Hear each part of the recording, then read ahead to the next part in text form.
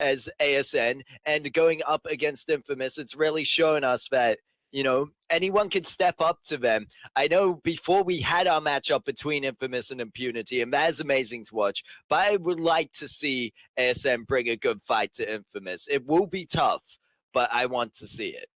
It will definitely be tough. And I mean, ASN has proven a lot. They are third on the overall scoreboards at a comfortable, not so comfortable actually, 17 points, 2 points above that of Elite 8. But in this final day of the week itself, Elite 8 would not have a chance to score any more points than 15. So ASN might have one up on them by the time we go into the next week. Anyways, I'm sure a draft is ready, and going through draft with me, we have the most amazing, the cleverest, most intelligent rubber monkey. How are you doing, bud? Hey man, doing great. Excited to see the final match of the day. Team ASN against Team Infamous.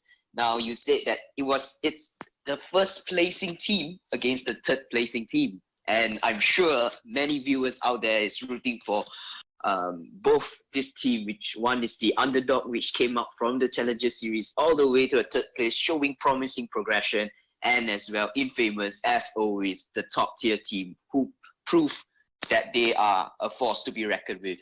Definitely. I mean, before we do get into draft, just a quick talk about Infamous and how they actually performed going up against Impunity. Impunity put up a really good show then, and it was really rocky for the side of Infamous, but Infamous definitely did pull through at the end of the day. Granted, there was some cheesy plays in the first match with that, sneaky portal, and of course, and that was what the one Infamous again. I mean, do whatever it is to win the game at the end of the day. Anyways, draft is ready. So without further ado, let's just hop right into draft. That was so anticlimactic, I swear. So coming into this draft, what are you expecting coming out from the underdogs, the ASN that climbed up all the way from challengers? Man, this will be a tough one. This will be a tough one because we talk about draft, we talk about it the whole day, how it impacts the game. But when you're drafting against Infamous, whichever strategy you want, you can ban out, you can outdraft them, but they just play so well. So, in my opinion, how ASN should just play this is they should play their best composition. They should draft in a way that they should obtain their best composition instead of trying to counterban the opposing team. Well, I must agree with you.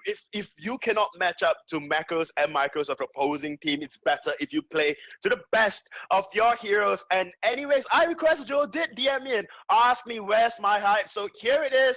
This is my hype, but being on the analyst desk, I can't quite be as hype. But anyways, we do see a Catherine being banned out, and of course, following that, a Grace as well. What do you think? I mean, Grace has been a priority so far, but banning Grace out as second pick, which means it'll give ASN the Lyra in which they did pick up. I think Infamous has been listening to us all night that just ban out that Grace and don't give Tezza Boy Grace, because with that Grace, their team was so comfortable, as we can see from the previous matches. Even with a Lyra, it couldn't match up to how Tezza Boy played at Grace. So a great ban from Team Infamous, and I'm sure that Team Infamous know how to deal around a Lyra pick, and they are quite comfortable with Lyra being on Tezza Boy instead of a Grace. Definitely, I must agree with you because, I mean, Lyra has been on the fold for quite a while now. In counter to Lyra, they are going to pick up a Vox for themselves just for that mortal wound that Vox definitely would have. I mean, the meta pickup for Vox right now, first item with Poison Shift. So, it would just stand out the healing coming out from Grace, reduce and nullify the healing as well. So I think it's a great pickup coming out from the side of Infamous. They are not trying for that Castro as the weapon carry. They are definitely going for that Vox. In return, we do see a Targa and then Glaive being banned out. And of course, an Arden being picked out for the side of Infamous. Yeah. For this kind of ban, I guess banning out the Glaive, they just really don't want Team ASN to play on that aggression line, which their team is quite popular for. So banning out this kind of aggressive hero is quite an advantage to Team Infamous. And for the team of Team ASN banning out Taka, that's a great ban that opens up a lot of space for Baron. But in my opinion, there could be greater bans for them because they have the Lyra to deal with a Taka if it's available for a pick. But they opted for a Batiste. Yeah. We just hear Batiste being picked out, and in response to that, of course, that Celeste has been so prominent in the current meta with a lot of teams prioritizing ban or picking out that Celeste. I mean, we did see in the previous games as well, Celeste has been top dog in a lot of those games. It's either Celeste helping the entire team bring back the game, if not, then just steamroll through the early game. So to complete the comp coming up from the side of Infamous, we have Vox, we have Glaive, and of course we have the Celeste. And then on the side of ASN Gaming, we have Lyra, Baron, and Batiste. One thing to note though, the side of ASN Gaming, they have the late game team comp with that Baron, and of course, you know, they have this other CC as well in terms of Ordain, and of course Fearsome Shade, which is one of those CC that's really annoying to deal with. It's one of the big ultimates as well, out of all heroes. And of course on the side of Team Infamous, they do not have a lot of CCs. We do not count Arden's Gauntlet as a form of CC. I mean, it's a zoning ultimate, but it's not really a form of CC. Of course, we have the Call Collapse coming out from Celeste, and you can chain that with Wait For It coming out from Vox, which would silence for a mere second. So, honestly, who would you put your money on? I mean, I'm looking both of these team comps, and I really like the team comp coming out from the side of ASN. What about yourself? Well, I will put my money on Team Infamous, not because of their absolutely amazing mechanical play, but my question is, how can they engage to Celeste? Yeah, so that's the question for tonight. So you are seeing a problem with jumping on top of Celeste, then you may be forgetting the fact that Arcane Passage is a thing. You can get through Arcane Passage, jump right on top of Celeste, and just take Celeste out. I mean, that would be ASN's main method of engagement and, in fact, dive. You have the Batiste to just stop Arden. If not, then stop Vox as well. There is one thing I must note on the Celeste as well. Celeste is such a strong hero. You don't really need the level 8 to be strong, as long as you can land those Helios pre-level 8 and quite zone the enemies out. And of course, if you land those Helios, you work it into a Supernova, enemies would definitely be eliminated. There is one thing though, with every Lara picked up, and if you Arcane Passage in any Bright Ball, and if you cannot Crucible out the confidence that would be coming out from Celeste, then it will be very troublesome for yourself. Yep, so we're gonna all eyes on that boy right again. Previous matches against, will he repeat his previous mistake, which is a Arcane Passage into a Celeste and get Core Collapse? So I'm pretty sure that ASN realized this already. They're going to say that, look, we're going to border through in and remember the Crucible, all right, Tezza Boy? And if they manage to pull that right, they can take down Celeste. But you must remember, you're closing the gap within Vox. So that's a problem as well. Definitely, that would be a problem. I'm expecting very early Atlas Pauldron for that Vox. Anyways, we are right into the foe, and casting alongside me, and of course hyping this game up, we have I Request a Duo. What is up? I'm sorry if I just blew a million viewers' eardrums, but no, we probably don't have that many. We are back, but I'd hope we have a good amount because we are in the finals between Infamous and ASN, and it's sure to be a big match. You can see by the drafting here, both teams drafting fairly well, wouldn't you agree? Yeah, definitely. I mean, they are drafting really well, and of course, you have Uni on that Vox, which can sustain the damage coming up from Baron in the mid-game, and not even in the mid-game, in the early game, once Uni do pick up that Poison Shift. And so, and it's going to help Uni as well, sustain in lane and just stay in lane. Oh, SNK, Tezza Boy just face-checking into an Arden. SNK is bringing Tezza Boy down to very, very low. Oh, SNK actually rotating down into that jungle initially where they found Boy, because we've seen Boy with this do this play so much where they go into the enemy jungle on that Lyra, and it really goes into Boy's playstyle of being so aggressive on the roamers they pick up, so not surprised there. I don't think they were able to steal it out, however, and I'm not too sure who the middle camp went over to, but looking at Spaghetti's farm, it could have been them. It could have been indeed. I mean, Spaghetti is sitting at a comfortable 6 as compared to Chingy's 12 as compared to Chingy's 6. So they are doing rather well. I mean, they are not having any early aggression, especially when you are when you are Spaghetti. Wow, that is wow. When you are Celeste, when you are Celeste, you do not quite want to be early aggressive. I mean, you have the firepower to be, right? And I just realized something. They are running the father and they are running the family team comp with the family father, team comp. Yeah, the family team. package.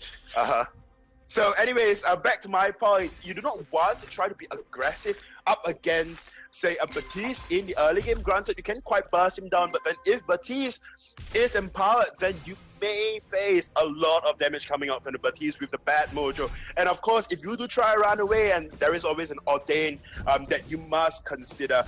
Honestly, being in lane, I'm quite expecting a rather passive gameplay from both of these teams. Celeste needs the levels, needs the item, and of course, Uni can only start being aggressive, or I can see Uni being a little more aggressive only when he gets the poison ship, or maybe I take that back. He's putting out a lot of damage on Boy. But like we said, and we've been saying it a lot, that Boy plays Lyra and plays the roamer so haphazardly. He just goes in whether or not there is a team to back him up. And so far, I think that the damage coming out from the side of ASN is really going to rely on those ganks by Chingy. And you see Chingy going up there with the bad mojo, not able to find a target, but they did find Spaghetti in the jungle. They're going to look for the lockdown. Ordain isn't up just yet, but the bad mojo doing so much right now. They're able to pick up the first blood for the side of ASN. And then moving on to SNK, you can see the Imperial Sigil just keeping Boy alive barely. And they're going to find the double kill onto Uni there and get the ace for ASN. That was a 3 minutes ace for the side of ASN. I take back whatever they say about being really passive in the game. I mean, we do see Aeon on this Baron putting out so much damage in the early game, securing already 2 kills for himself. I mean, we cannot discount the fact that Baptiste put in a lot of damage on Spaghetti when he was empowered. Anyways, a quick update for all the viewers out there for the match, for the third place match between Impunity and Brent Chong.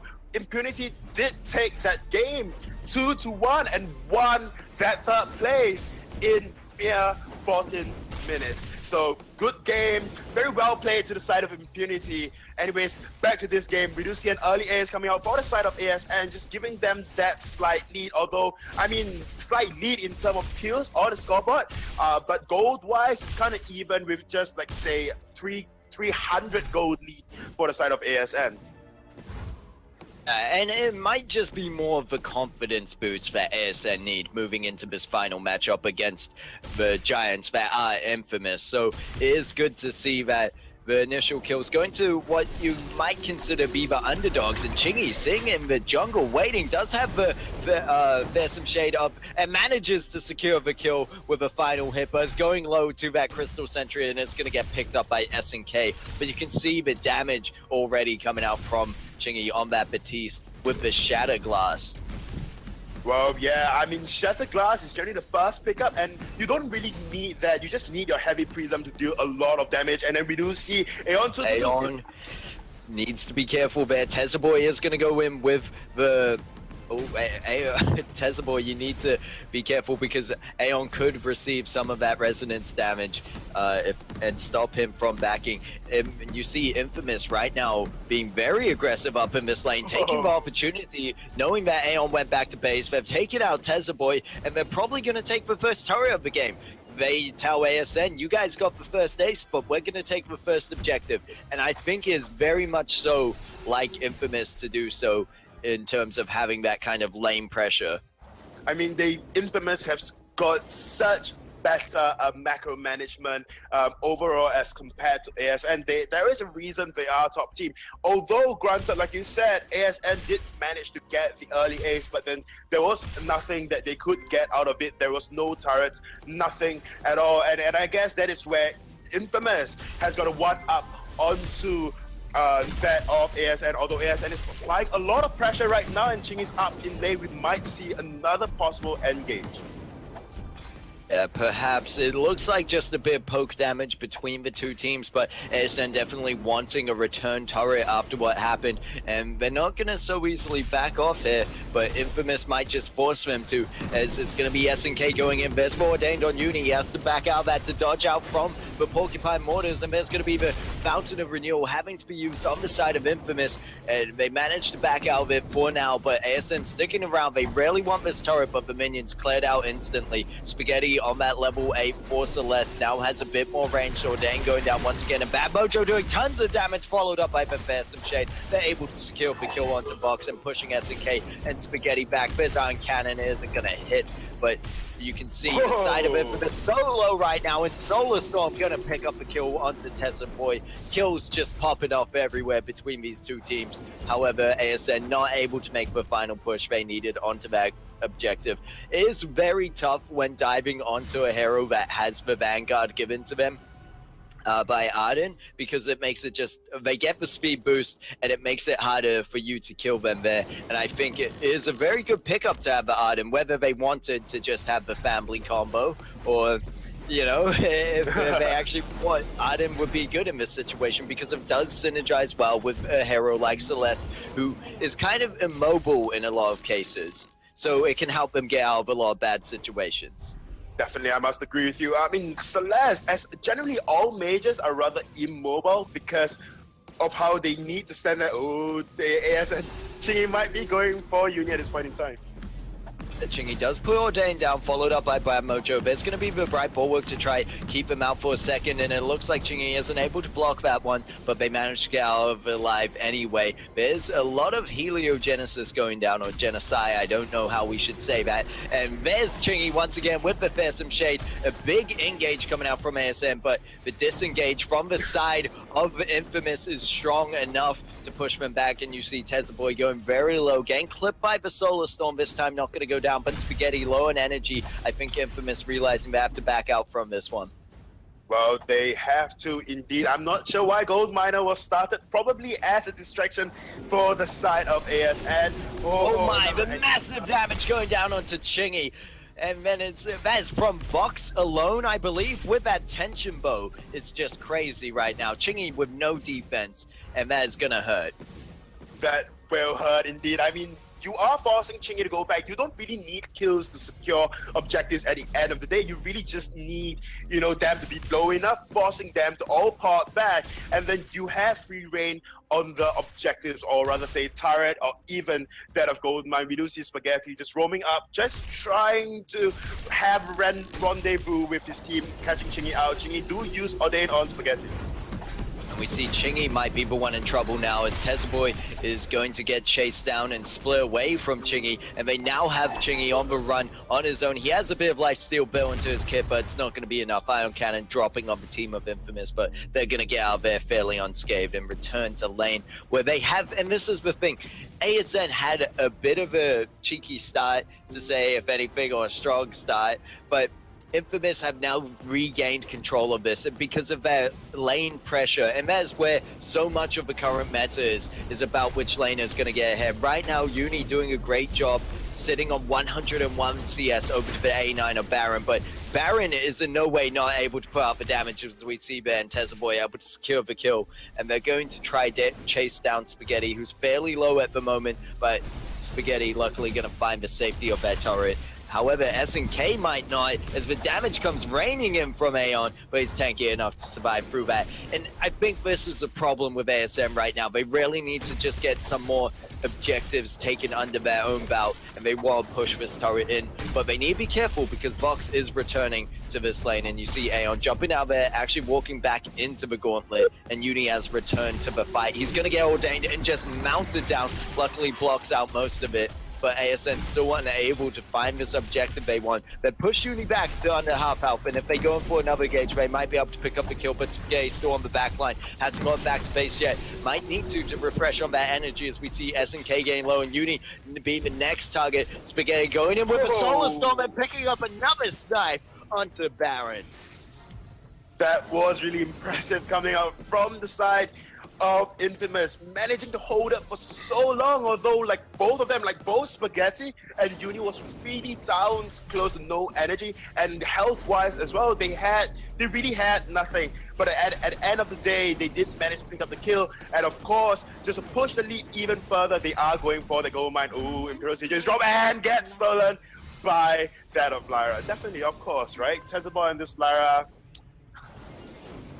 And not going to miss an opportunity there, as we see the current gold lead for the side of Infamous not being too far ahead. They go 26.2k over to the 24.9k, just turning over to 25k on the side of ASN. So it's still a fairly close game, and in terms of damage as well. But you can see the difference in defense right now for the side of Infamous, who have a fair bit of armor on their side, really focusing on shutting down that Baron early on. Because if you let the Baron get built up through the mid and early game, and then he just becomes such a powerhouse and is undealable in the late game. So they obviously know how to deal with this Baron from experience, and I think it is another thing that comes down to them being one of the top teams. So it's going to be Iron Cannon on the turret. They're finally looking for it, but the wait for it's going to come out in response, followed up by the Gauntlet, and a bunch of CC drop down onto Baron. He's stuck in that Gauntlet wall, and Uni going to follow through,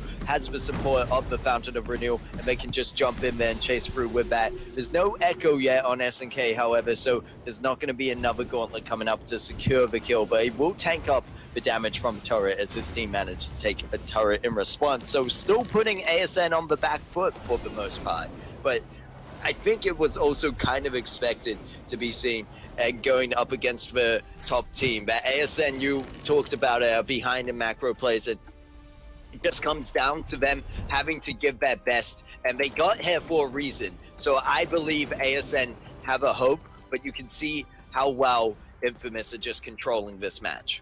Definitely, I mean, they do have the control, but at the end of the day, gold speaks difference between teams, especially in a tourney like that, when although you may have like even kill lead and you might have even objectives, but then it's really just down to how much gold lead you have over the other team. If you have a substantial gold lead, then you can definitely close out the game earlier than expected, and then Infamous are known for doing that. They might have another engage at this point in time.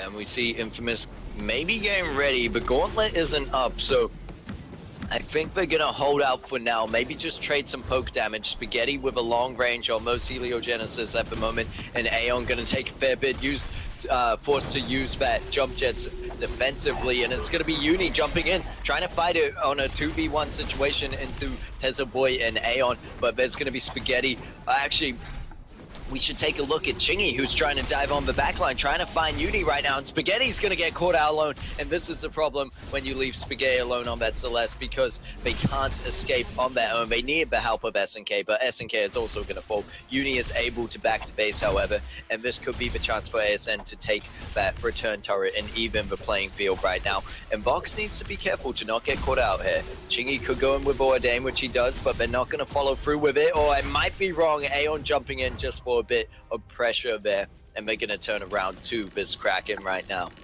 Well, they might be going for the Kraken, but then all of them is low on energy. Both Chingy and Tezabor will be porting home, Aeon included as well. You know, they have a really good late game, and the side of Infamous kind of disregarding how good their late game really is on that Batiste, and of course, Baron, Aeon 222 on that Baron. He's going for that Sorrow Blade, Tension Bow, and of course, Double Tyrant's Monocle, the build that I always urge players to go for because of how strong that build really is. The next fight will be happening around Kraken as both teams posture up and try to catch each other out. In Uni, however, picking out a Vox into Baron, it's really good, but the problem is that you cannot quite dive and sustain your damage against Aeon if Aeon do retaliate. The only reason for a few fights Uni can come out on top as compared to this Baron, it's really just because Uni managed to build up a lot of stacks on Aeon 222 because of the lack of defense coming out from Aeon. Anyways, we're starting to creep into the late game right now. Celeste has completed the 3 core damage items, and on top of that, a metal jacket as well. Uni is close to full build, just needs to get the boots up. And as we are looking at Chingy is struggling to get to the broken myth.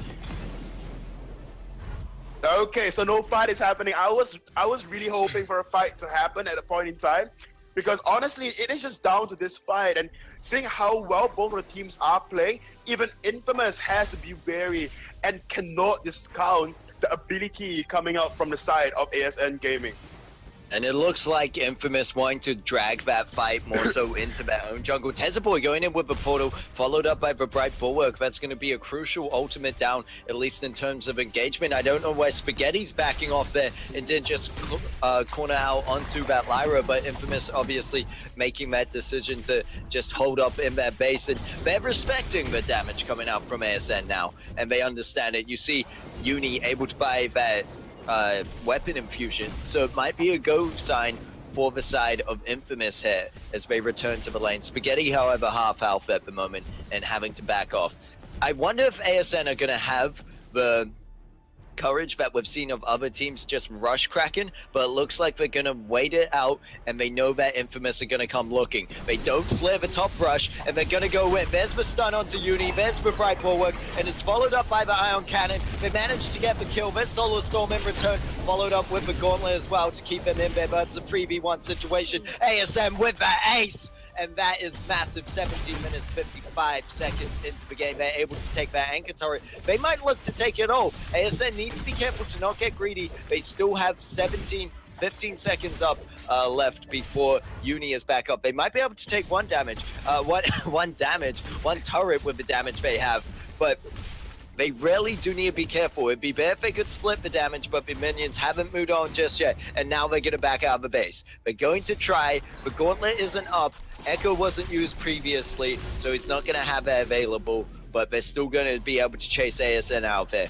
Do you think that's the right play, or they should have gone for Kraken to really have that safer secure?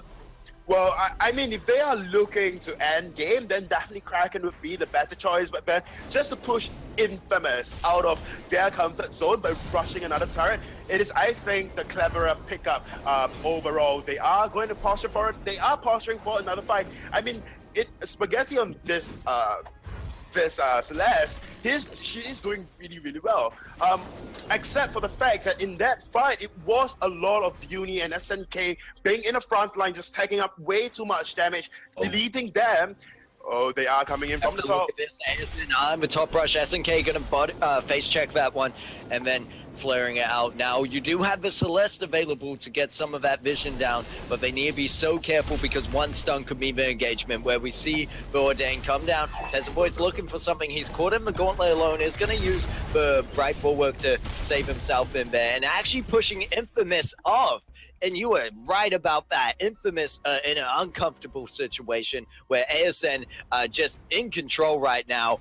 And look at this placement. Look at these plays coming out by ASN. The positioning and the ideas. No, not again. We might see it once, but Spaghetti is nearby. Probably going to be up flat and core collapse. But look at the damage coming out on this turret. They get the turret. Aeon's low. The fountain goes down. They're working on the crystal. They can't find Aeon. And Tezaboy is able to finish off with Chiggy. It doesn't matter. That's ASN taking the first game. We see it once again where it's just insane. These teams picking up Lyra. I wouldn't be surprised if we see Lyra as a next ban, because we've seen it so much in Split 2, where the Lyra goes in with the backdoor, and it's just insane because you never know how close it's going to be. You never know which way the team fight's going to go when these matches are so tough like this, and ASM pulling it off 20 minutes, 14 in, 11 kills to 6. You know, that is a great show for ASN to go into that first match for the finals. I'm quite surprised. I mean, I'm quite surprised the fact that Infamous pulled out the same thing just before this match started, and yet they did not even think about scout trapping their own base, providing vision in their own base, and even that particular corner that Bran Chong actually used to end the game against Silverboom. Anyways, just to break it down for us, we have our awesome analyst. Take it away, Rubber Monkey.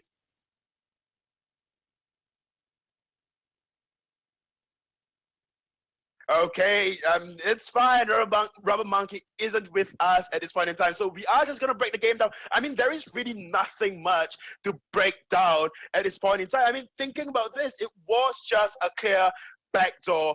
Anyways, I mean, ASN played well. ASN played well even from the early game. Early game, they scored a 3 minutes ace, and then afterwards, from there, they went on. Although they were put in a back foot for a little when the side of Infamous finally got all their items. But then they just played around Infamous. And then, of course, I think the man of the match should be Chingy with those important and crucial ordains. So honestly, this was really good play coming up from ASN. Anyways, Rubber Monkey, what do you think? What do you think Infamous could have done? Because, I mean, we did see the same thing coming out from Bran Chong, same thing coming out from Infamous. And, of course, now ASN is pulling out that Lyra backdoor all over again. Man, I was so wrong in terms of draft. I was saying that Infamous has the draft. They really have a problem into reaching into Celeste, and Celeste can just zone them out. But the problem is that ASN was just capitalizing on every opportunity that Infamous was giving, especially Vox getting caught out. We've been talking about Uni playing his best game for tonight against the match of Impunity, but for this game, he was just getting caught out by the Ordain from Batiste, and that just create a perfect opportunity to just push back Infamous and just mow down their tower. And of course, we should not neglect that final arcane passage into the base. Man, Lyra has been all plays tonight. Yeah, I mean, it will definitely be a trend for this split. At least we've seen it 3 times already for this week and this split. Anyways, draft is ready. Rubber Monkey, are you ready? Are you ready to go into the second match between Infamous and ASN and see what the side of ASN can bring in to the second match, and whether or not they can take down the crown champion for this particular split? That is definitely exciting to see it go to game 2, especially the first game going into Team ASN. They have been really proving themselves that with practice comes a better composition, a better strategy, and as well as a better execution. From the last game, it's really just it's just really amazing to see how ASN pulled off their competition so well. Okay, I'll not hold the viewers up any longer. The draft is ready. I'm sure the casters are ready. I am ready, right? I'm sure the teams are ready as well. So without further ado, let's go into draft. The draft begins. Okay, and so this time around drafting, question is, who do you ban? Do you ban off? Who was the real problem there for Team ASN? Was it the Lyra? Was it the Batiste? Was it the Baron? Because you really can't pinpoint out who was really pushing out the game, because they complemented each other so well, in my opinion. Right? So we know Team ASN has a wide arsenal of heroes for their for their jungler and as well for their laner. So it's really hard to actually ban against. But the real problem in that game was that it was only Spaghetti for the previous game to actually cause any damage or any engagement, so on. We could really see that Vox had not much of an impact in that game. So in that manner, I would say ASN really know how to play around a Vox pick. So we should not, I guess Infamous should not take up that Vox pick instead of going to another pick. We do see ASN picking up the Baron for themselves, and of course banning out that Idris once again. But then for the side of Infamous now, we do see the Batiste being first picked and prioritized with both healers gone from the fold. honestly, Batiste is a really good flex pick as well. You can play him as a captain and you can play him as the crystal carry. For the most impact of all the games we've seen so far, are Batistas being played as a crystal carry role. Anyways, what do you think the side of ASN, or rather the side of Infamous, should ban out in response to the Idris being banned out for the side of ASN? Okay, so Baron's really good with composition that complements it, such as Lyra, Grace, and Arden, especially the roamer, which actually gives that protective factor. So it's actually, yeah, like I was saying, ban out the Arden so that you open up the Baron into more clean engagement rather than he has that protective factor from either of these three roamers. So with these three roamers out of the picture, INF has a better chance into engaging into a Baron, and Baron does not feel as safe as he once did with the other three roamers. And we can see that Team Infamous is going to, with their very famous composition, which is with the Castro and the Samuel, and expect to see a lot of lane pressure is what they do best with this composition. Definitely. I mean, both Castro and Samuel has got really good sieging potential. And honestly, the side of Infamous don't really need the early kills as well, with the amount of damage coming out from Castro and Samuel. Get the opponents low enough. And of course, you can take down that turret at the end of the day. We do see a Cruel coming out for the side of Team ASN. We've seen Chingy on this Cruel, and Chingy plays a really good distraction comp with this Cruel being picked up, and we do see it again. So I mean, with the Cruel, you can get on top of a Castro ASAP. You can get on top of Castro. You can put up weakness stacks on the Castro. Castro would not have any answer for you, unless of course Castro immediately goes into the active camo and stun the Cruel out immediately. But then, of course, we saw Chingy on this Cruel, and I think it was Chingy on the Cruel that built double reflex blocks in terms of Crucible and, of course, Aegis. But one thing to note, Cruel is kind of weak in that of the early game, so Samuel might have a one-up on the Cruel. What do you think, Rubber Monkey? What do you think ASN game plan is? I think that picking up the Cruel as of last pick is not completely a bad idea. In fact, it actually allows the team ASN to play more cautiously and more safe, because with a Cruel pick, you don't want to overextend, because at any point of time you overstep or misposition, a Cruel will take opportunity of that moment and just take you down along with the Baron damage. So that kind of creates that environment where Team Infamous just don't want to simply position themselves anywhere, and they should be aware of where Cruel is. And so that's like a really good pickup for Team ASN. But it also kind of weakened their early game pressure composition. So I don't know, man. These matches have been going on and on tonight, and compositions that I felt was in a disadvantage actually won as well. So it really comes down to Okay. So let me ask you, who do you think has got the disadvantage now? Do you think ASN has got a disadvantage now? I would say ASN. Okay. So you think ASN has got a disadvantage, right? And since you had to cast the curse, I will vote against you. I think ASN will win this match. Anyways, we are right into the fold at this point in time. Let's hear your thoughts. I request it all. Who do you think has got advantage in this game?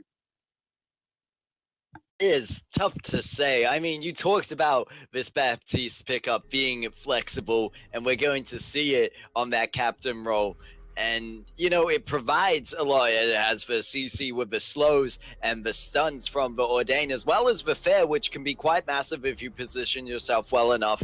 And it's just a good disengage tool there. So Batista, no way being a bad captain pickup. So with that, you know, looking at the side of Infamous and the rest of their comp with the Kestrel and Samuel, a lot of damage coming out there. And we've seen it before, I believe, of Kestrel and Samuel on the same team today even. And, maybe it was the Kestrel going against the Samuel, if I'm wrong. I'm not too sure myself. I'm going through my notes as rapidly as we have possible. seen both of them play today, both of those heroes on the fold, and for good reason. And I think the Samuel will be quite effective. And I'd just like to see Spaghetti's Kestrel be as effective as what we saw in, I believe it was the third place matchup. Rubber Monkey would know if he's able to tell me. There we go. Brangchon playing that Kestrel, and it was to great success as well because they just got that storm. They got that Soul Blade with the double Tyrant's Monocle so early, and they didn't back down to go for defense, and that's why I want to see come out Spaghetti on this Kestrel. And I think if the team's going to do it, Infamous have the experience and confidence to do something like that. But then we look over at the side of ASN, and you talked about they've always got to be worrying, where is Chingy on this crew? And so I think if ASN are able to, you know, kind of try, and it's why I consider for most of the parts, and what Rubber Monkey talked with before about how whichever team kind of takes the advantage in the early game and gets that upper hand, definitely they're looking more probable to win, because when these matches are so close, it really comes down to that. And we'll see how well this crew and how effective this crew can gank. Definitely. I mean, Cruel, generally, you do not excel in early team fights, but if we do see Cruel maybe coming up for the gank, like you were saying, minion candies is actually popped on those minions, so they are quite empowered, but then they are quickly taken down by the likes of Baron and Tezaboy on Chingy. Anyways, Chingy is going in. We see Chingy going in, but active camo is down. It's going to stun up Aeon and Tezaboy and going to force ASN to have to back off from this one, but Chingy has not left yet. They need to be so careful diving in on this Kestrel, and I think that could be a definite factor for why I would agree with Rubber Monkey saying Infamous might have this game. They have the Batiste with the CC there, as well as the active camo being put down by Spaghetti, and it's just so tough for Cruel to get on that backline. However, I mentioned if Cruel can, I think ASN have this one. So that's my call at the end of the day between these two teams. We see Chingy going in once again, but Ordained is dropped and they fall for the first blood. So a bit of a bait tactic there, and they were able to pick that one up. And it should be Tezaboy and Aeon being very careful right now to not die as Catherine actually goes down, and Aeon so low. Is this going to be an early turret at 3 minutes 40? It might just, and Infamous taking that, showing their objective dominance, and this time lane dominance as well. We saw in the previous match ASN were able to get that early ace, and maybe that really helped with the confidence as well, as they were able to push through for the win in that first match. Definitely, but then when it comes down to the late game, both teams scales really well. I mean, the side of Infamous would scale better with that of Weapon Kestrel. Weapons Kestrel scales really well because they do not generally build defense, so you will be, your damage-wise at least, will be up against the Baron stat for stat, because you are going to go for that tension, you are going to go for that Sorrow Blade into the tension bow, maybe into the Bone Saw, but probably Tyrant's Monocle first item, and probably Tornado Trigger or Bone Saw as your next item. We do see Cruel, Chingy on that Cruel, just posturing up for a probable gank. An early turret does go to the way of Infamous, and we've seen this gameplay before when Infamous were up against the EA team Ace, and they really didn't want the kills, they just want the objective, and this is what we are seeing coming out from the side of Infamous as well. Minion Candy is popped, they are preparing for another push. Chingy is up there in the bush, and Uni will face them. Yeah, it's going to be Chingy jumping onto Uni and manage to secure the kill. They're going to be in more tame, but they don't even need to move out there because Samuel is locked down and they're able to pick up that kill easily. Tezaboy positioning themselves closer to the enemy, probably looking for a merciless pursuit onto them, but they don't have the re-engage potential right now as it's only Aeon up here. But ooh, I might take that back as they got the stun off. I was expecting Aeon to jump towards, but they might have seen the active camo there and just backed off. Right now, Chingy doing a good job, and this is what we talked about, the effectiveness of Crew. And I believe, was it even ASN earlier today in our first matchup where they played this double weapon power comp? Yeah, I think it was ASN. No, I think it was Infamous that went with the double weapon with the Ringo and Cruel being picked up. Yeah, it was definitely Infamous going up against Impunity, where they banned out the Castro, they picked out the Lara, and then Cruel and Ringo. So honestly, I think Infamous knows how to play against a double weapon comp. I mean, although it has been meta so far, not a lot of people have picked it up. I mean, I'm glad ASN. Ooh, from House Hart going on to Spaghetti, and they get mounted instantly.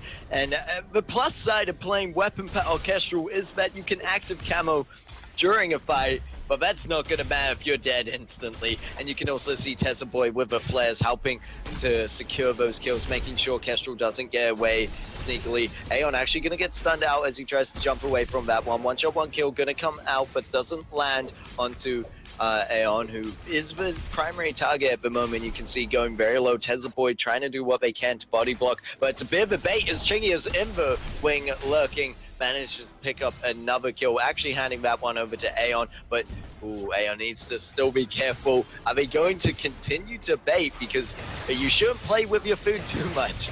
If Uni is able to get the Drifting Dark down, this fight could turn around in seconds. But she's going to use boots to just back out this one. Now dropping the Drifting Dark, but it looks like Baron is far away enough to not get hit by the AoE damage there, and is going to be up to back to base. Yeah, I mean, this is the time when they are responding to the siege very well. They are going to go for the gold mine just to hopefully extend their gold lead a little. They are sitting at a 2k difference in favor of Infamous, of course. The gold miner would put them up to slightly less than 3,000, but then with that, I'm sure they are happy. They are going to go for the objective game. They're not going to allow the side of ASN to just build up into the late game monster that Baron is. I mean, a casual pickup is really smart. I mean, you have your damage, and then you can out-damage Baron if the Baron is not careful, and all you have to do is just rain down glimmer shots upon glimmer shots on Baron. And if you can just soak up 2 damages or rather 2 shots from Baron, you will probably win in that skirmish or a 1v1. Probably, I do not have the numbers yet. Spaghetti might go low, but then you have your 4 glimmer shots at the end of the day.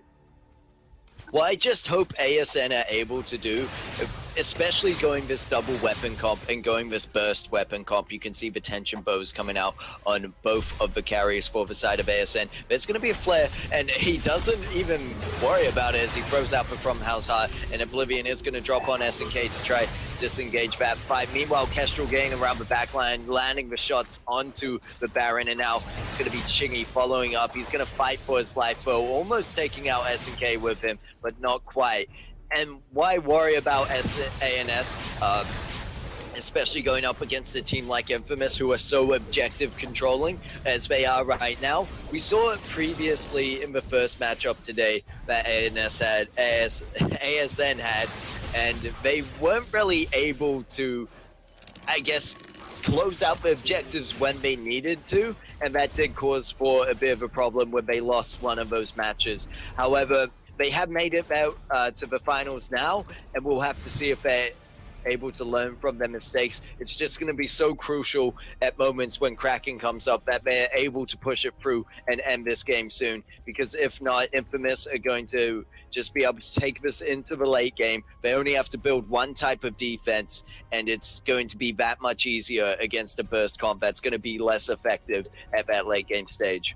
In that particular fight, I really like how Spaghetti on this Castro is playing. He actually just active camo into the backlines just so he can target. Oh, Chingy is in the mustache brush, looking for something, but then nothing would be that of what Chingy would be looking for, finding, sorry. And honestly, I really like the team comp and how Castro actually played out in the team fight, just going into the backlines, going after Aeon. You see the silence coming down with Blastrum, and Chingy was on that backline, still hiding away, but it's going to be the Oblivion. Iron Cannon, however, going to pick up a trade kill for Samuel, and now it's Aeon jumping in on Spaghetti, managed to pick up a kill. SNK now on the run from Tessa Boy and Aeon.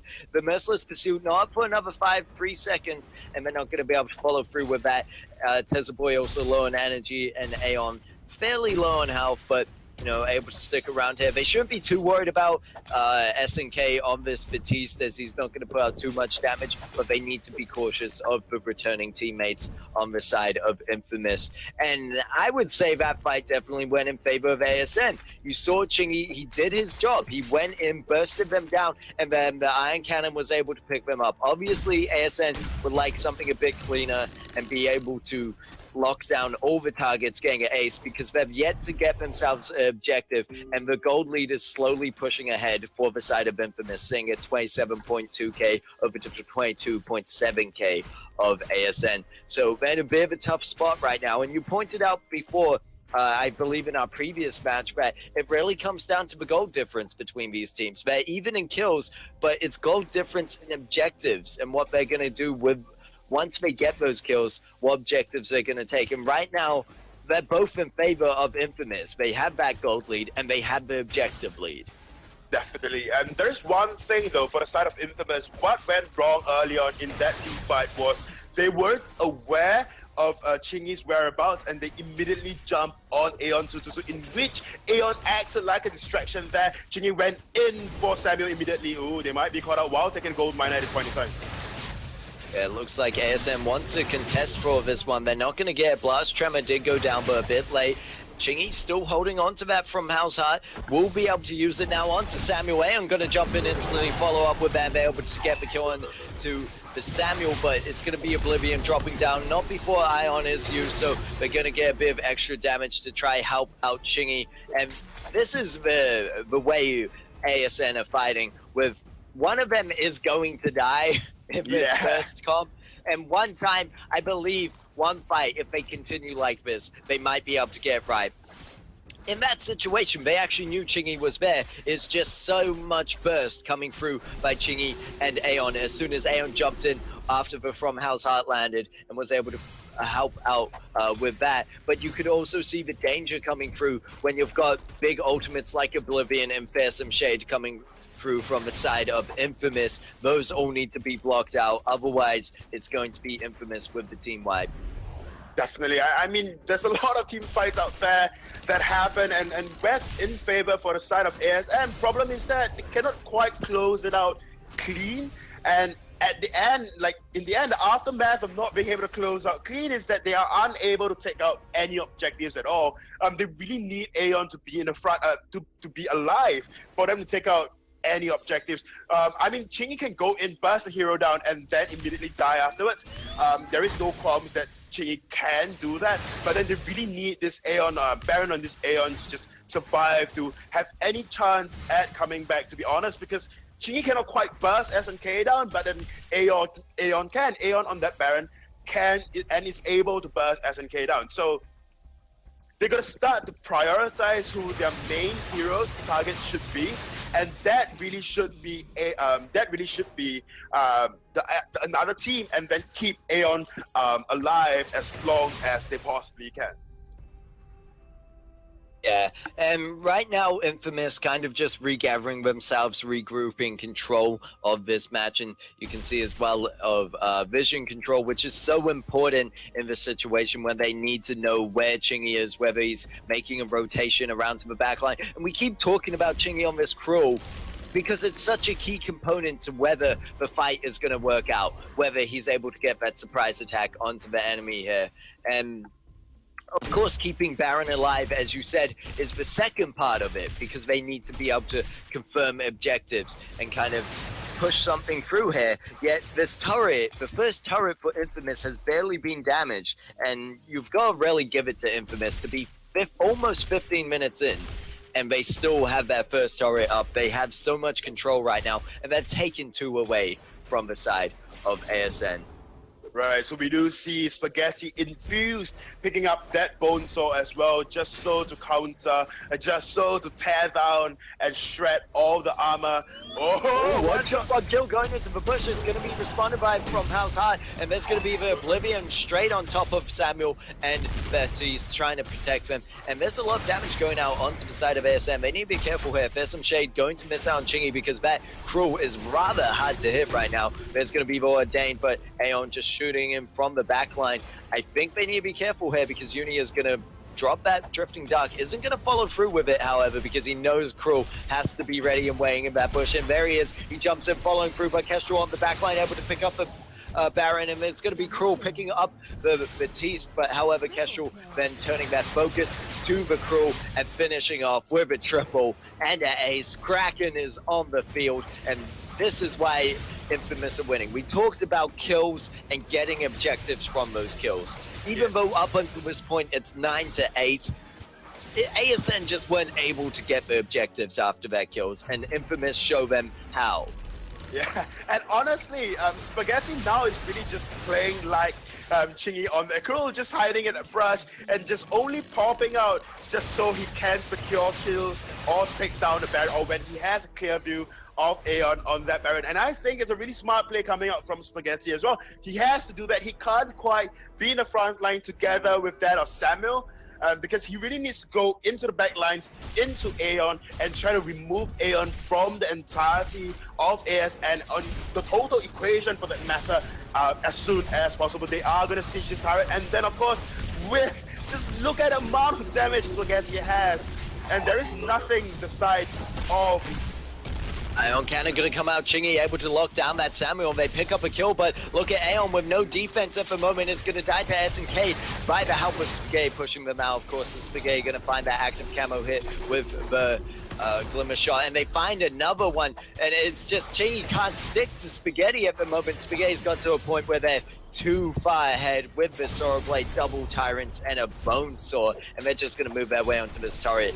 However, Tesla trying to do what they can to stop Spaghetti from the damage they're putting out. It's not going to look good for them, and that's going to be game 2 going over to Infamous, because wow, that Kestrel, I have to agree with you there, is almost like the MVP for just making those, getting around onto that backline and playing similarly to how Chingy was, and it just counter-reacted them because there was no defense on Aeon. The reason ASN's comp was working was because Aeon was on the backline putting the damage in, and no one was meant to touch him. They were the aggressors, but Infamous, they played that game too much. They know how to play the aggressive game, and they know how to turn it around.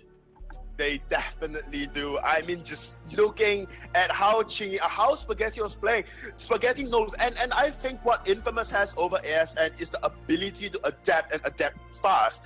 We did see Spaghetti usually, or rather early on, just being in front, being in clear view of where of the enemies. And then at the end, we saw one fight when Spaghetti decided to hide in the top brush and only coming in when he has sight on Aeon 222 and when they were busy taking down Uni. So Uni then becomes like the bait. Uni becomes the distraction, and Aeon and Spaghetti on that Kestrel is just outputting the amount of damage that Kestrel is meant to output. I mean, just looking at the amount of items he has and over that of Aeon 222. He has got a Sorrow Blade into Double Tyrant's Monocle, and on top of that, a Bone Saw, whereas on Aeon, he has similar items, but he lacks the Double Tyrant's Monocle, he lacks the shredding capability and the armor pierce that Bonesaw and Tension Bow that Tension Bow has. Anyways, without further ado, I'm going to pull my awesome analyst in just to break this game down further and give us insights on why ASN lost it. Thank you so much, Luxuria. So, looking at that game, I really thought that ASN actually made a comeback and actually stopped the turret bulldozing that Infamous was famous for. And at one point, ASN really got the formula down, just throw down Crew's ulti, lock down onto one of the heroes, and then just instant burst down their heroes and finish off the entire team of INF. But all credit goes to Spaghetti on that game because he really knew what he needed to do. He was camoing right behind the entire line of ASN and taking that Baron down almost immediate. And once he took down that Baron, it was just easy cruising from him because there's no way that Crew is going to land any of the hits on Spaghetti because he can constantly use his active camo. So entire game was props to Spaghetti on that game. Definitely, I must agree with you. Before we jump straight into draft, what do you think ASN should have done just to improve their gameplay going up against Infamous? Well, basically on that, I think by watching game 1 and game 2, it's kind of bad to say this, but they should capitalize on the the weaker link that INF have, which is catching out mispositioning from their team, which we can see. And from that game, Uni was getting caught out, or sometimes NK was actually out of position. So if ASN can just be patient and capitalize on that, then they might have a better chance at winning in this game 3. All right, so I think draft is ready. So without further ado, and I'll not hold the viewers back any longer, let's just jump straight into draft. The draft begins. So for all your viewers out there, the team on the blue side, if I'm not mistaken, would be Team ASN, and on the red side will be Team INF. So they are going against each other on this final match to decide who is the winner for the Split 2 Week 1 champion. And we can see a Catherine ban out there. So ASN opted to ban out the Catherine. Probably it's because it's one of SNK's most favorite hero, and it actually allows heroes to allows you to draft heroes like Castro, Celeste, and Baron more freely with that ban out. Yep, and then of course we do see Alara being picked up for the side of ASN. Will we see a backdoor again? We'll never know. I mean, we may see a backdoor, really provided if ASN can have the lead, right? Before they can actually backdoor, you can't just jump straight in with your arcane passage with all the turrets up and try to take the crystal down anyways. We do see a Baptiste being picked up for the side of Infamous. What do you think they should ban out? I have, yep, they are banning out the Cruel because the Cruel was just total nuisance coming out from the side of ASN in the previous game. And looking from the gameplay of ASN, you can say that all 3 of them played really well. But for me, whoever's carrying the game for ASN in this tonight will be Chingy on his Cruel, on his Baptiste. Basically, he's been really doing so much work for the ASN team. And what INM Infamous did was taking down 2 of his most annoying hero, I would say, and that can give a huge advantage to Team Famous. Well, definitely. I mean, this is looking rather good for the side of Infamous, just removing Baptiste and Cruel from the hero pool of Chingy. Like you said, Chingy has played and is playing very well. The side of ASN do respect, you know, Castro from the side of Infamous. So banning Castro out, I think, is the next most intelligent choice going in. But then you do open up a Celeste, you do open up Vox, Uni on that Vox to the side of Infamous as well. I mean, even then, Baron is still open. So the side of Infamous can just jump onto the Baron bandwagon and just pick up that Baron. Yep, but I guess from judging from the last game where ASN actually have that Baron as well, and you actually lost with the Baron, Team Infamous can kind of play around with that mentality that, look, if you pick on a Baron, we have a answer towards it, because we must not forget that Team Infamous is actually on the red side, which allows them to have that last counter pick. And if you're going to pick a Baron, I'm sure that Team Infamous have an answer towards this Baron. And you have to remember that Idris now is not banned off the table. So if you're going to pick a Baron, Spaghetti's Idris into a Baron. Oh, and they went for a Vox. Okay, so now it's quite okay to go with a Baron, I suppose, for Team ASN. So forget whatever I say. Definitely, they are going to settle for that Baron, and of course, their last pick would be used, or rather preemptively, to predict what the jungler coming up from the side of Infamous would be. I'm not surprised if the side of ASN would settle for that Koshka or even Grumjaw for Chingy, while Aeon 222 is just reaping on that Baron. So honestly though, what do you think? If the side of ASN do pull out the early jungle comp like that of Koshka or Grubjaw, then the side of Infamous might have a bit of a trouble unless they are going to go for the Celeste. Even then, Celeste do not quite beat Koshka in that of the early game as well. So what do you think Infamous's answer to ASN would be? Because this is the third match. This is the deciding match that who takes away the champion, rather not the champion, but the first place is Split 2, the week 1 of Split 2.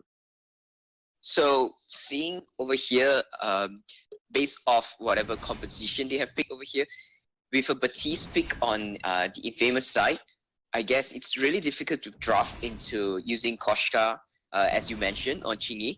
So I would more prefer that they will go with a CPBF, because if I recall right, Chingy plays a really good CPBF. Yes, and there we go, a CPBF pick, because this allows him to actually not get caught from that SNK will put on him, and he can just use his Rose defensive out of the Ordain and continue to actually apply the pressure down.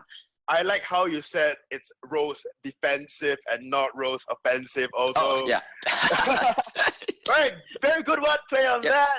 I mean, it is a Rose defensive if you use it defensively and not offensively. So, draft has restarted. So the side of Infamous do actually have got 40 seconds to decide what to counter a BF with Rose defensive. So, I mean, into a Batiste. Batiste is a good flex pick, yeah? Yeah. So with a BF, you kind of want to overpower him in that of the early game. And Rome Batiste is really good early game Rome. Granted, you are very, very squishy as compared to the other Roma. So the side of Infamous will wrap up their team comp with Taka. Taka, double weapon blade Taka going into a BF in the early game will be very, very strong. Do you agree? Yes, even before he was picking Taka, and I didn't want to interrupt you, I even thought that Taka was the perfect pick, because you can't go for Celeste like what they used earlier they did, because it was not so successful. So even though there was a chance, but it's more of the mindset thing. But with a Taka over here, it's hard for a CPBF to land his B ability, or it's even harder for a Baron to actually lock down a Taka, and it's really just free roaming for the Taka, in my opinion, because there's no true lockdown that Team ASN provides. So this will create a lot of space for the Vox and Batiste to play around. And for the last and final game, I'm really rooting for Team's Infamous composition. All right, so again, it's for Team Infamous. For the previous match, you didn't quite have the caster curse on you, so Yeah, maybe man. I must agree with you for the first time in the game. But then there is one thing we must consider, is that Bright Bulwark on ladder is a thing to go up against Taka. So Taka has to play around that, around the Bright Bulwark, just so he do not add Retsu into a wall of magic. Anyways, we are jumping in a fold right now, and let's see if ASN can roast defensive or offensively to the win for split 2 of week 1. And casting alongside me, of course, we have the wonderful I Request duo. Take it away. Hello. Can you hear me loud and clear? I hope so. Yep, I can hear you loud and clear, as you hoped so. Oh, that is good to hear, because we are in the finals between ASN and Infamous, the third match as well. They brought it to the third point, and I believe, they've got that Lyra again on the side of ASN. Are they going to do the same thing they did before, or Infamous going to be onto it this time? We'll just have to wait and see, because it's so close between these two teams, as we've seen in the previous matches. Look at this. Lane is facing off. Roma's facing off right now. Aeon is going to be able to jump back from that one. I don't even know why I'm in the play-by-play mode already for this initial fight, as there's a bit of poke damage, but I think I'm just that hyped for it to see who's going to win between ASN and Infamous. So make sure to all you viewers to put in chat which team you're cheering for and show your support there. But in that question, I'm not sure if I caught it, I was a bit busy before, but which team is it that you're looking for the win, maybe based on draft or personal favor into this finals? Personally, I really want ASN to win, just to put out a bold statement out there that even underdogs can beat the top teams on the scoreboard, and even then, like, I know a lot of players out there. I mean, Infamous has got a lot of supporters, and I do not mean to offend anybody, but ASN has been playing well and very, very well so far. So I hope ASN can clinch this win just to boost their confidence. So honestly, they are a very strong team. They are in no way underdogs. Grant, we are creeping up from the Challenger Series in the previous season, but even then, ASN, they are looking very strong coming into this match going up against Infamous. They even did manage to force the match, the round, into a game of 3, whereas the other teams did not. And that is a very true statement, man. The fact that ASN have proven themselves to get there. And we saw that maybe in the last game, it was more Infamous fashion for the way they won and held control of that match. And it's just what we're going to have to see break down here. Whether it's going to be Infamous who hold that control and stop ASN from getting any objectives, or whether ASN are going to be able to have what they had in that first game, that spark where they got their ace 3 minutes in, and then were able to just continue on from there and pull through strong, especially with that Lyra who's on the team at the moment. Tesla Boy on that Lyra, and the amazing play they were able to pull off with the backdoor and getting into the base, taking the first win away from Infamous. Well, So yeah. right now, you know, I'm agreeing with you in saying that I would like to see ASM win, because it is always nice to see the underdogs win.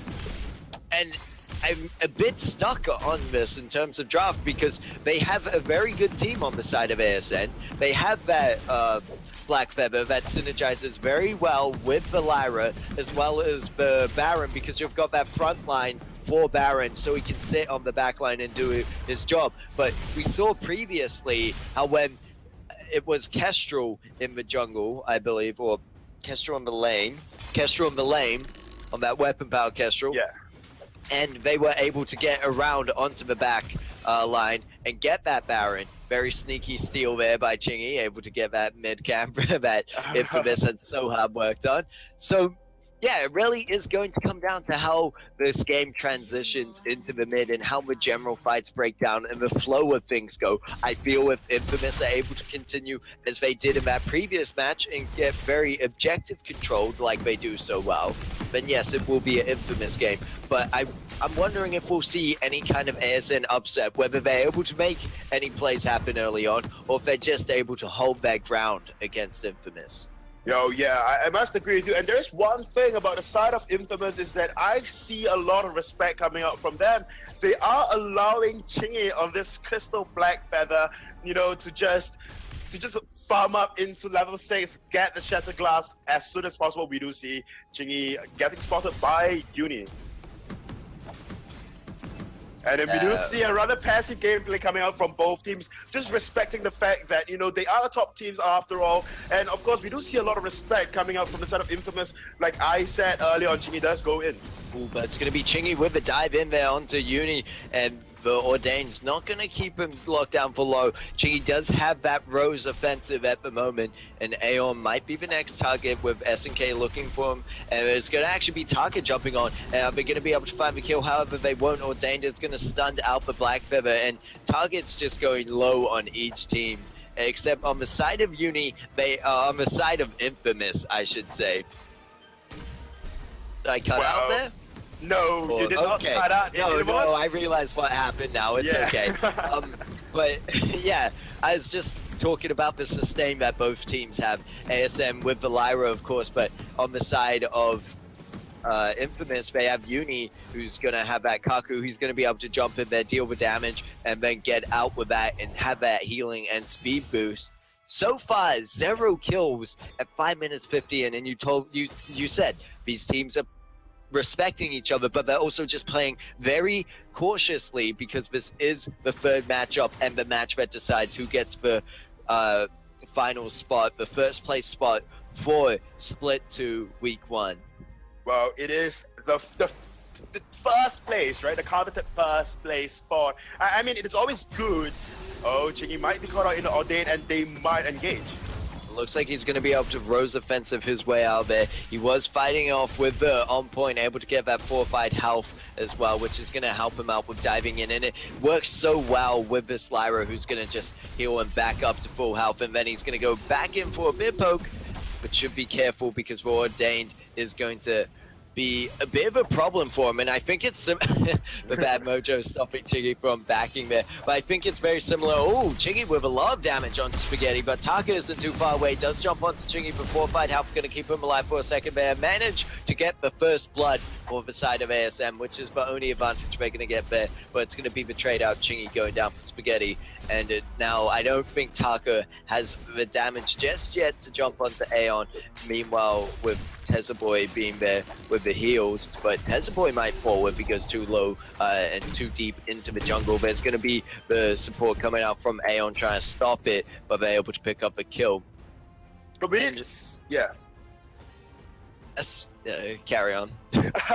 I'm so sorry I cut you off right there. But we did see Infamous actually did have a response to that of ASN's Baron in the previous game, but even in this game we did see Uni playing so passively and constantly just taken down to low health. Even that fight alone, when Uni did decide to add Zuretsu in, but he's followed up with an Ordain just to stop Chingy. Problem with that is that Uni is immediately taken down to a quarter health just from one on point on Chingy. Chingy already sitting on a Shatter Glass, building into a broken mid very, very soon. So, you know, I think both of these match, in this particular match, usually when we see a Taka, you want the Taka to be really, really aggressive, and that's really just how you win in the early game. If you're going to allow Black Feather to go into the late game, and of course, then Black Feather will just destroy your entire team, because Crystal Black Feather relies on levels,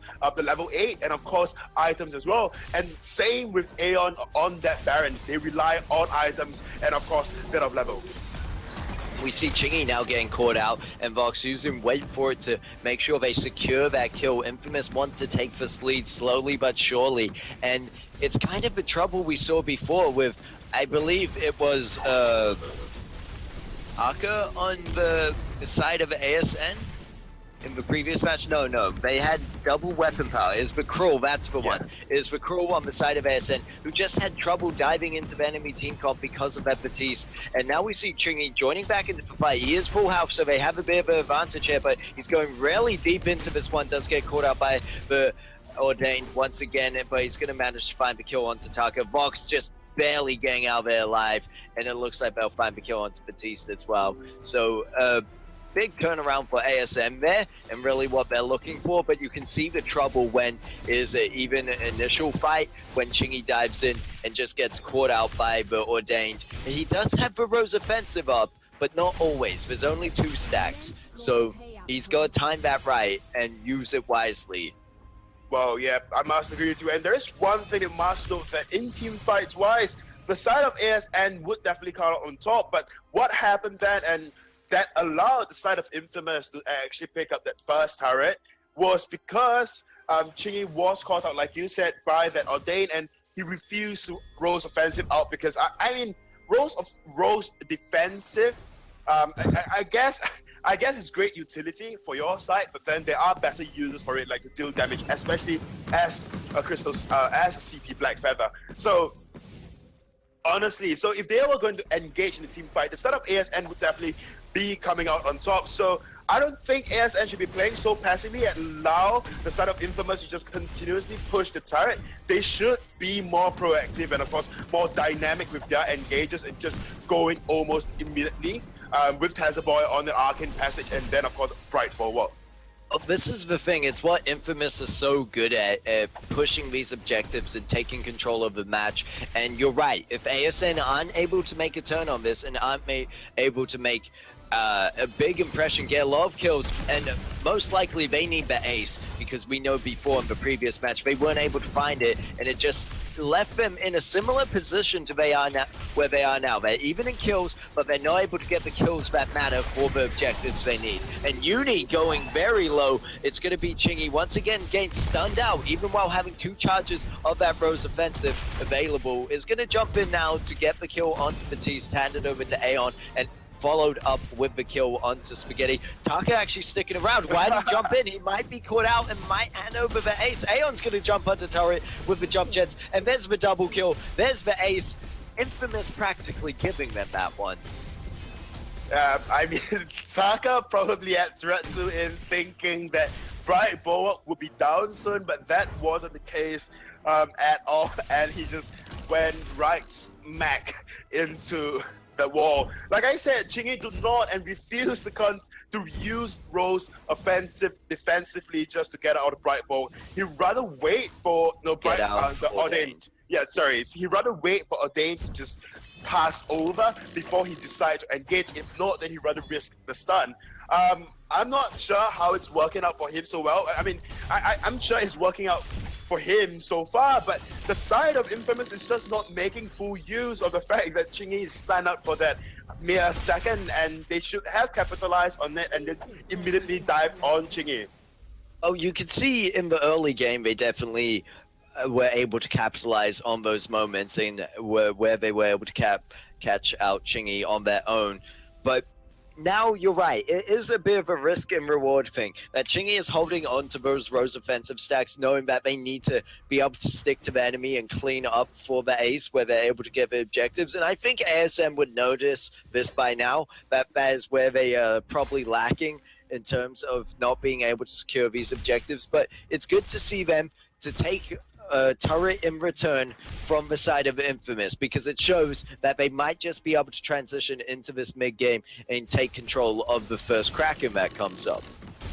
Definitely. I mean, we do see ASN sitting on top, just a 1.6k gold lead on top of that of Infamous. I think Infamous just cleared out the gold lead. Initially, ASN has got, like, say, a 2k gold lead, but Infamous kind of balanced the gold lead out just by taking the decent gold payout from the gold mine, and thus balancing out the lead. But there is one thing, though. I want to see ASN really doing and picking up the engagements and engages and just going in really, really aggressively and dynamically, because they have what it takes. They have the damage. They have the team comp. They have Lyra for the sustain as well. Whereas on the side of Infamous, they can stun you out and they can deter you from fighting, but that's about it.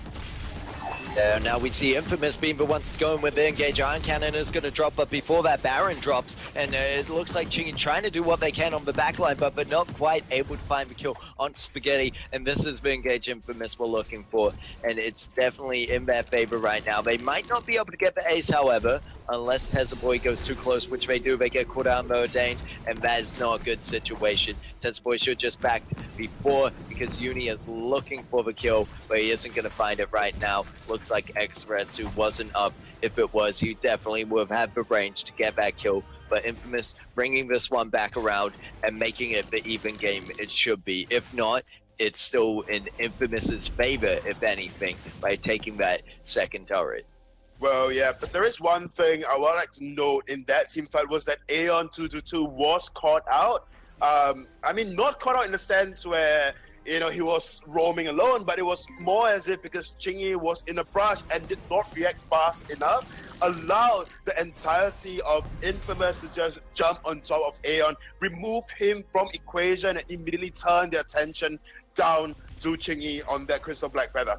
And Lyra really had no answer to that as well, because Bright Bulwark was burned, and Infamous saw that and immediately just capitalized on the fact that Lyra is without that of Bright Bulwark. They are now pushing for a fight. Kraken is up. We are 15 minutes into game right now. The next big fight will definitely determine who will have the edge, whether or not you go to ASN or Infamous. I mean, we've seen ASN being able to push Infamous back into the turret.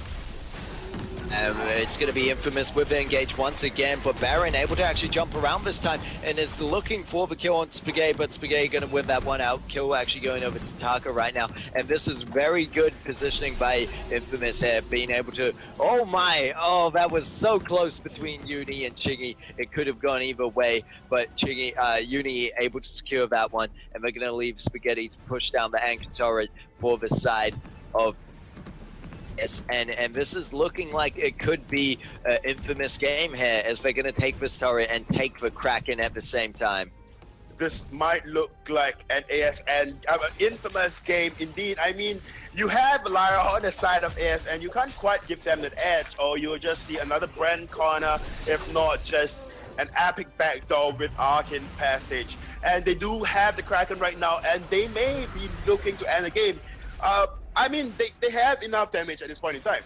and Spaghetti cannot quite wait till Baron farms up, because if Baron does farm up, what happens is that Spaghetti is close to full build at this point in time. There is no reason to drag the game any longer. One of the biggest mistakes in one of the games was allowing the game to pass 20 minutes for the side. I think it was Yes. Okay, so I think it was the side of Brand Chong that allowed that I think one of the teams allowed Brand Chong to just farm up into the 20 minutes mark, and thus giving them the advantage at the end of the day. So they might look to end this game immediately and as fast as possible. And we see Ion Cannon going down on the backline. They might be able to find the kill on Spaghetti, but it looks like Chingy already fairly low and Renewal being used on both sides of the team. And oh, Spaghetti going so low, but they managed to find the kill in the end. But meanwhile, it's been Uni working on that turret along help side of the Kraken. And it's getting so close here. Can Aeon finish this one out? They need to worry about the Kraken at the base as well. But it looks like Lyra's going to be able to pick up a kill with the Imperial Sigil onto the Batiste. But Kraken only needs one more here on the Crystal. And that's going to be the game. GG all around. And Infamous hold their crown as the first place on the point standing, especially being the first place winners for a split to week 1 of the Vainglory 8 Southeast Asia.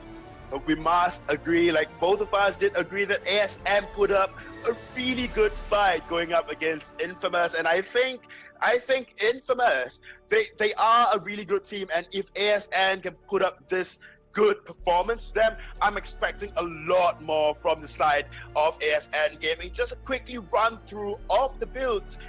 Aeon was forced, like said, to pick up that light shield, kinetic shield building into that Aegis